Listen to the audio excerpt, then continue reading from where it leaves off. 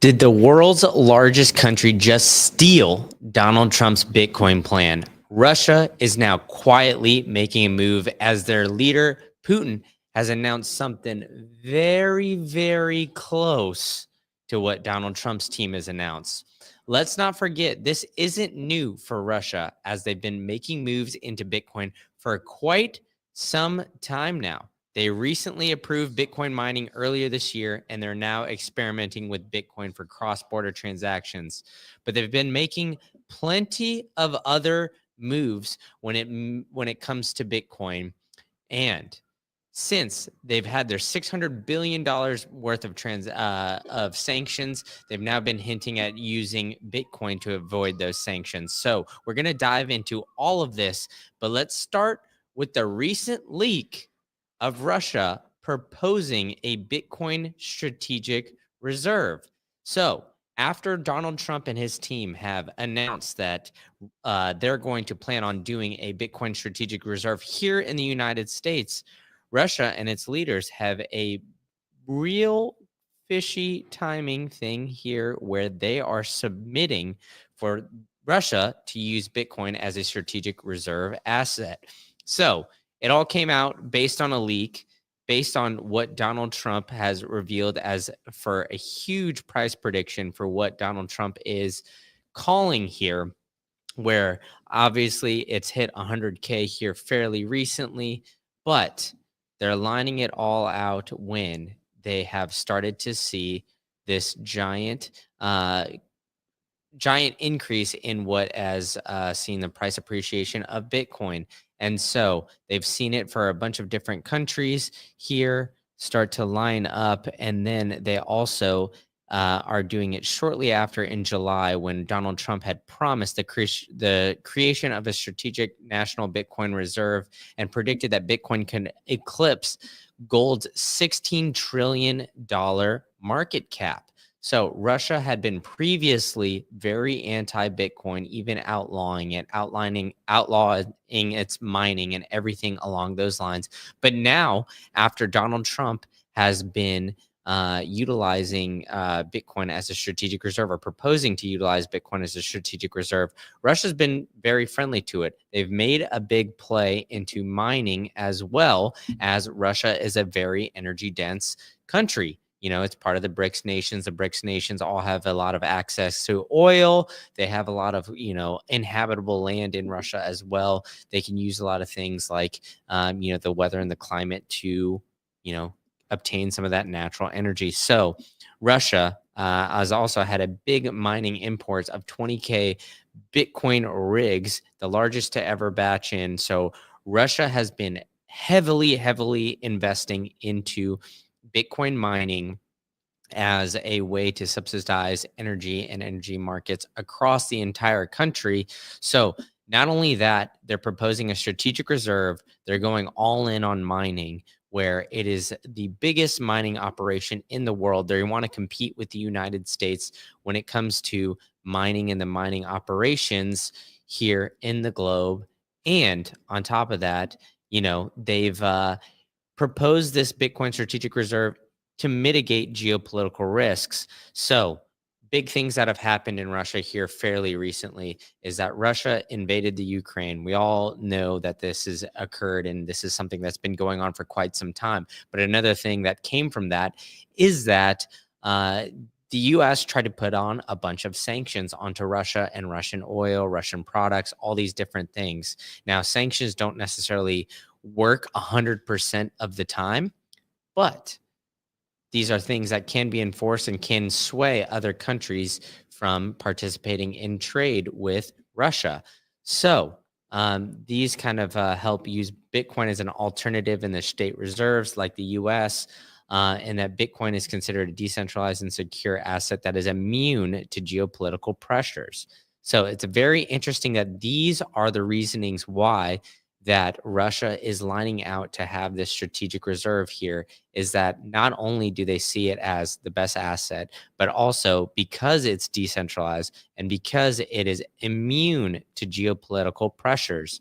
So it's also kind of gone forward in that digital assets challenge. As we kind of lined out here earlier, the sanctions that Russia got placed on it by the United States has forced Russia to consider making international trade utilizing Bitcoin. And so there's new laws that are promoted stabilizing the cryptocurrency sector in Russia. Energy companies have seen the benefit of this, and these new laws allow for more mining, validating, and then also there's now allows businesses and individual entrepreneurs to register with the Ministry of Digital Development to undertake more crypto mining facilities. So Russia's going all in on everything Bitcoin. They're investing into mining. They're looking at strategic reserves. They're allowing businesses now to operate and continue into the Bitcoin sector and continue the push, all because of Donald Trump and his strategic reserve. Initially, Russia was just using Bitcoin as a ploy to utilize a bunch of the energy and the abundance of cheap energy that Russia has access to. But on top of that, now they are declaring, they made another big move, which I think is actually kind of curious here. They've declared that Bitcoin and crypto is property in Russia. So I had a live stream here recently of another major country who did the same thing. And so if you don't remember, that was China. Shanghai court had said that crypto ownership and Bitcoin is considered personal property in the country of China. So all these geopolitical events, all these countries are taking notice of what is going around the entire globe. So the United States announces a strategic reserve. What happens after that? Brazil, Russia, Poland, all these other countries across the globe start to get presidential candidates or proposals to have a Bitcoin strategic reserve. So Russia is just another cog to fall in all of this. And the biggest thing I think for all of this is some of the reasonings that they lined out here initially in this report, which we saw, right? Is it, it's immune to geopolitical pressures. And so what did we line out here earlier is that Russia had massive amounts of sanctions going on. And so Russia was reported to try to use Bitcoin to get around sanctions to conduct international trade. So what kind of cogs are falling here? What are the tidal wave that we are seeing coming forward towards the Bitcoin market? We're seeing Bitcoin being used in international trade. We're seeing traditional finance get in with ETFs. We're seeing governments look at Bitcoin as strategic reserve, and we're seeing governments looking at subsidizing energy markets by utilizing Bitcoin mining. 4 giant cogs to fall here in 2025 and start to move forward in a very positive direction for Bitcoin. And I think the most interesting aspect of all of this is that Russia has been utilizing this, or has been considered utilizing Bitcoin and crypto to get around the sanctions. Look, that doesn't necessarily help with a lot of the Bitcoin marketing aspect of everything, right? It's because the way it's being marketed is it's using Bitcoin and crypto to evade any sort of sanction. So what are those implications? So it seems like it's a negative effect, a big piece of FUD that they've been using previously to go against Bitcoin is that Bitcoin is for criminals. Bitcoin is for everybody dealing drugs and everything like that. And so marketing that they're looking into using Bitcoin to get around sanctions is not the best aspect of things, right? Unfortunately, I've got an article that's behind a paywall from freaking Bloomberg, but the title of this article, if you guys can see, is Bitcoin Reserve could be the biggest crypto scam yet. So even with all the positives that we're seeing in the Bitcoin market, a lot of people are going to try to use this and try to go at Trump's presidency and everything along those lines, presidencies across the globe, to use this as some sort of FUD to go at Bitcoin. Now, I don't necessarily think that this will hold any weight, right? I mean, we're seeing more positive articles opposed to negative when it comes to Trump's strategic Bitcoin reserve.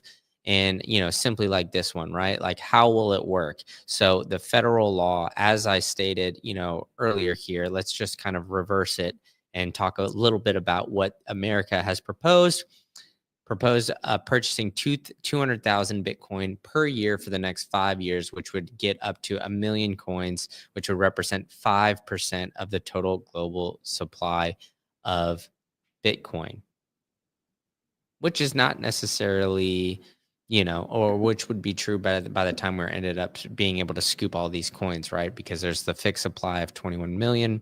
And that is, how that is the beauty of Bitcoin and how we would, move things in the positive direction for this Bitcoin strategic reserve.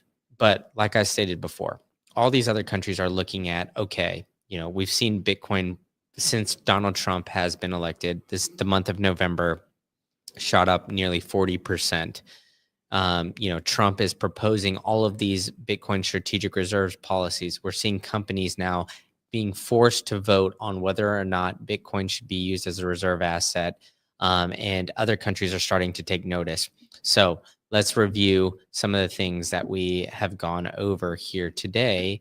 As Russia now is looking at that, seeing that the United States is proposing this strategic reserve. And, we have this, government official in Russia pleading to the government, pleading to them that they assess the feasibility of creating a strategic Bitcoin reserve in Russia, and as well as the state's reserve in traditional currency. They're pleading to them, hey, why don't you look into what is going on here at the other countries and look at, what we could potentially be doing in Russia to create a strategic reserve for Bitcoin going forward. So other countries are looking at what is going on in the United States and how this could create a potential shakeup, right? So a lot of people, all eyes on Trump and the strategic reserve, and it's a highlight of the intersection of innovation and investment. And I think the biggest thing here is that, the price of Bitcoin, we've seen it happen, or we've seen it cross over 100,000. We've seen it shoot up quickly. We've seen some price fluctuations since then.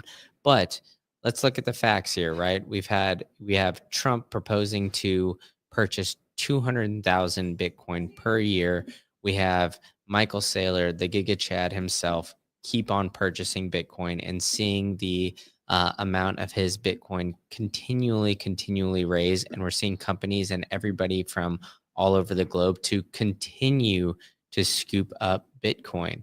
So let's actually look and see what MicroStrategy has, or the MicroStrategy total holdings comparatively, right? Because let's see, here we go. So if we look at this chart here, where he has a Satoshi, what he calls it, right? So one Nakamoto is one superpower, right? So we have the spot ETFs with 1 million coins already under assets or 1 million coins under management. So the United States would not even be up to what the US spot ETFs currently have in the next 5 years, just from purchasing these 200,000 coins per year. So that could be something that accelerates. We have MicroStrategy at nearly so you would purchase half of what MicroStrategy has in a single year.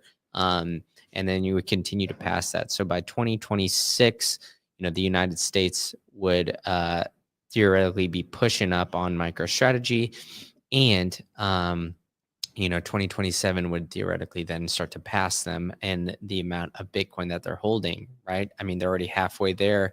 So 2026, keep going. But we also have the Chinese government, who has a lot of Bitcoin, which I wouldn't be surprised if they start getting it. Some of these other governments start to announce, right? We don't even have Russia on here. They're starting to look into mining and all these other things. So the arms race for Bitcoin, the nation state race, is starting in 2025. The amount of FOMO that's going to be coming into these markets is insurmountable and something that we've never seen before. The amount of money that we've seen being dumped into Bitcoin is something that, we're seeing billions being thrown into Bitcoin every single week with these spot ETFs. Soon we'll start to see billions being thrown in by governments across the globe, and then it'll turn into trillions in the blink of an eye. And all this, the price is still crab walking. We're still sitting at 96,000, just under 97, or just over 97, excuse me. And we're, still kind of floating around that 100K range. So I think it's very interesting that we're not really seeing a huge price appreciation with everything that is going on, all the news that is breaking. Maybe we're getting a little bit of a lull here in December after we saw that huge price run up in December, or in November, excuse me. And so, with all this and all this great news, I do think that it's still not highlighting the true power of Bitcoin, the true power of holding your own keys, being your own bank, and, really, really utilizing the power of Bitcoin. And how can you do that? Well, you can hold your own keys. You can stamp it on a metal titanium plate. It's super easy to use. I've seen girls weighing less than 100 pounds being able to stamp their own seed in here very easily. You don't need to get a giant jackhammer. They got a perfectly engineered hammer for you to help protect your generational wealth. You can get it in a full seed place that'll ship in mid-January for $120. You can use promo code Green Candle for 15% off your entire order, or you could get a 100K plate if you've already got a hammer and you want to kind of, get something commemorable. There's only going to be 210 of these sold. Would be something cool. You were around for 100K, so why not store your Bitcoin on a stamp seed punch plate so you can keep your generational wealth? And last but not least, if that is something that intimidates you, I've got a way to help you guys out. You can go to thebitcoinway.com/green candle, and you can set up a free 30-minute consultation for you, your family member, whoever it might be. They are working around the clock, literally. So they've got people in all different time zones. If you need to set up an appointment, they've got somewhere in some opening for you in the next couple of weeks. So be sure to wrangle them in. Say what up to the boys at Bitcoin Way. They can help you make large purchases of Bitcoin. They can help you properly store Bitcoin. They can help you make sure that your computer is safe from any potential cyber attacks. And lastly, if you're looking for a Plan B passport, they can help you out with that too. So they can help you out with a bunch of different things. And one thing that they can help you do is get your Bitcoin and store it for your generational wealth. So, we're seeing governments across the globe start to look into Bitcoin, start to get into it. We've seen Russia going heavy into mining, heavy into potentially bringing a Bitcoin strategic reserve and then utilizing it for international trade. The game theory of Bitcoin is starting to play out. So buckle up, folks, because 2025 is going to be a big year. So make sure to hit that like button, smash the subscribe button, and I will see you guys all at the next one.